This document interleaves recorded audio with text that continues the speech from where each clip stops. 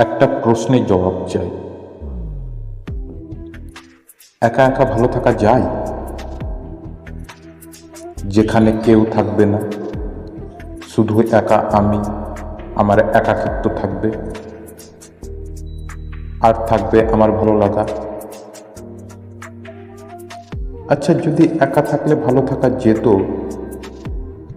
তাহলে কেন একা থাকতে পারছি না? কেন নদী সাগরকে ছাড়া থাকতে পারছে না?